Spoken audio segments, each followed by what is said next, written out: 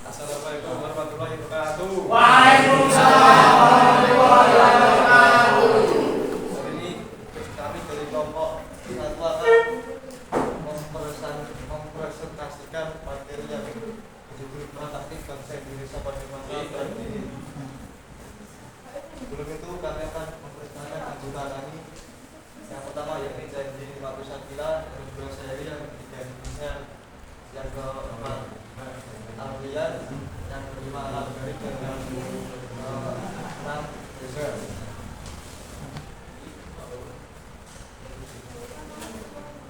Materi pertama akan disampaikan oleh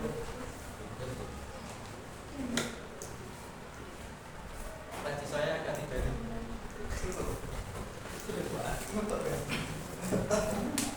Sebelum masuk ke materi, kita harus mengetahui perang dingin itu apa. Apa itu perang dingin? Perang dingin adalah periode ketegangan geopolitik antara Amerika Serikat dan Uni Soviet, serta sekutu-sekutu masing-masing blok barat dan blok timur.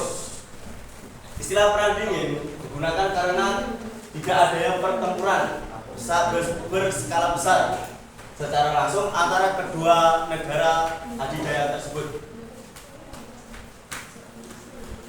Negara-negara adidaya tersebut menggunakan negara-negara kecil untuk berperang. Contohnya adalah perang proksi, ada perang Vietnam, ada perang Korea Selatan antara Korea Selatan dan Korea Utara.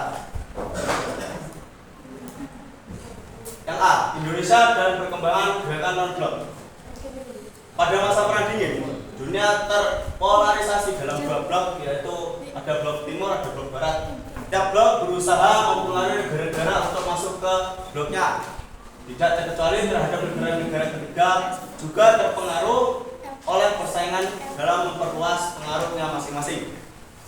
Gerakan non-blok dilatar belakangi oleh keinginan negara-negara dunia yang tidak ingin masuk ke antara blok timur dan blok barat, atau membuat blok ketiga untuk memusatkan perhatiannya kepada usaha-usaha pembangunan sosial dan ekonomi setelah terlepas dari penjajahan. Penggagas pembentukan gerakan non-blok. Indonesia termasuk dalam penggagas pembentukan gerakan non-blok yang diwakili oleh Presiden Insinyur Soekarno. Yang kedua adalah negara Yugoslavia yang diwakili oleh Presiden Josip Broz Tito. Yang ketiga adalah negara Mesir yang diwakili oleh Presiden Gamal Abdel Nasir. Yang keempat adalah negara India, Perdana Menteri yang diwakili oleh Perdana Menteri Pandit Jawaharlal Nehru. Ada yang kelima adalah negara Ghana yang diwakili oleh Presiden Kwame Nkrumah. Gerakan non-blok terbentuk oleh 5 negara setelah melalui serangkaian pertemuan yang mendapat. Gerakan non-blok terbentuk oleh 5 negara setelah melalui serangkaian pertemuan sebagai berikut. Yang pertama adalah pertemuan di Colombo, Sri Lanka. Dilaksanakan pada tanggal 28 April sampai 2 Mei 1954. Dalam pertemuan tersebut, Perdana Menteri Pandit Jawaharlal Nehru menyampaikan 5 prinsip dasar, yaitu yang pertama, saling menghormati kedaulatan teritorial. Yang kedua, tidak saling melakukan agresi. Yang ketiga, tidak saling mencampuri urusan dalam negara. Yang keempat, setara dan saling menguntungkan. Yang kelima, hidup berdampingan secara damai. B yaitu Indonesia dan perkembangan ASEAN. Ketika perang dingin bergulir, kawasan Asia Tenggara yang secara geopolitik studi tentang bagaimana faktor-faktor geografi seperti lokasi, sumber daya, dan wilayah mempengaruhi hubungan politik dan kekuasaan antar negara di tingkat global, dan geoekonomi yang mempelajari aspek keuangan dan distribusi kegiatan ekonomi manusia menjadi rebutan kekuasaan negara berkuasa. Dengan berbagai perkembangan situasi di kawasan Asia Tenggara, pada saat itu para pemimpin negara menyadari perlunya membentuk kerjasama yang dapat mengakhiri keadaan saling curiga serta mendorong pembangunan di kawasan Asia Tenggara. Negara-negara Asia Tenggara menyadari perlunya dibentuk organisasi regional, yaitu organisasi internasional yang anggotanya adalah negara-negara yang memiliki karakteristik wilayah geografi tertentu. Contoh negara Asia Tenggara, Pasifik, negara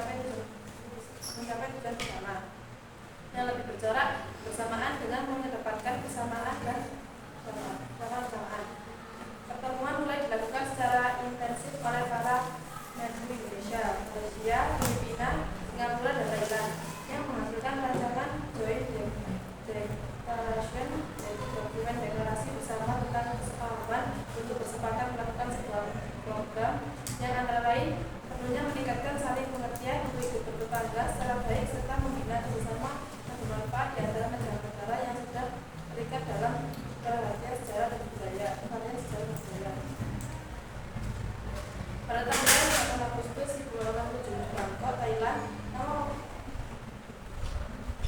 wakil negara Asia Tenggara menandatangani deklarasi Bangkok yang menandai berdirinya suatu organisasi regional yang diberi nama ASEAN, Association of Southeast Asian Nations, atau perkumpulan negara-negara Asia Tenggara. Kelima orang tersebut adalah yang pertama Tun Abdul Razak,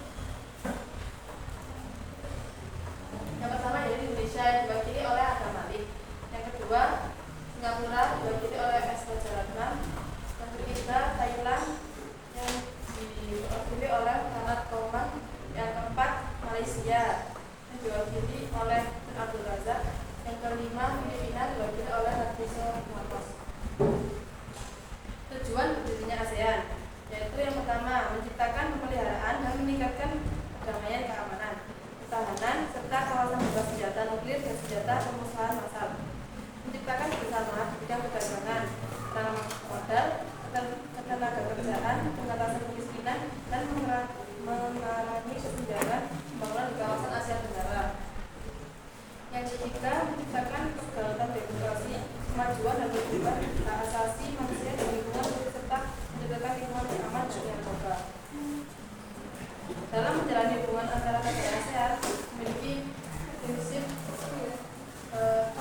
dalam menjalani hubungan antara negara ASEAN ini prinsip yang termuat dalam piagam ASEAN ialah yang pertama penghormatan terhadap kemerdekaan, kedaulatan, kesetaraan, dan integritas wilayah anggota, intervensi dalam urusan dalam negeri, penyelesaian sengketa secara damai, penolakan terhadap agresi dan ancaman kekerasan serta menjunjung hukum internasional dan piagam PBB. Bersama negara-negara kawasan Asia Selatan. Kerjasama antara utara dan selatan merujuk pada hubungan antara negara-negara industri dan berkembang seperti utara dan negara maju seperti selatan.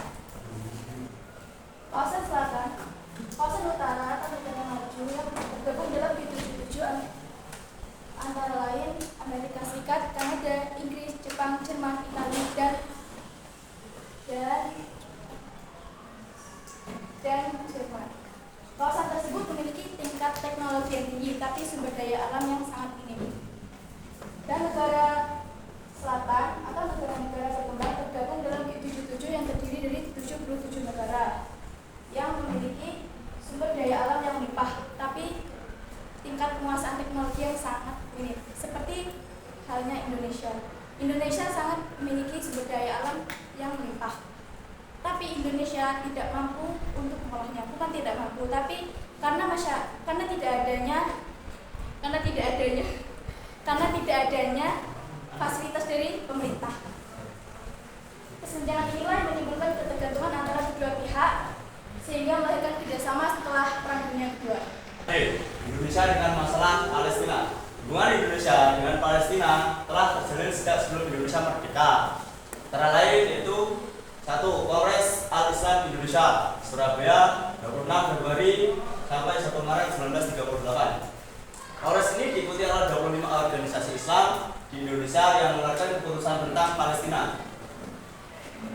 Palestina adalah salah satu negara yang mengakui kemerdekaan di Indonesia. A. Kongres mendoakan keselamatan rakyat Palestina. B. Menghimbau untuk memberikan bantuan uang ke rakyat Palestina. Yang C. Kongres meminta kepada Manhattan Komisi Valkenburg di Geneva supaya Inggris tidak membagi Palestina menjadi Yahudi, Arab, dan Inggris. Sekian dari saya. Ada pertanyaan? Monggo.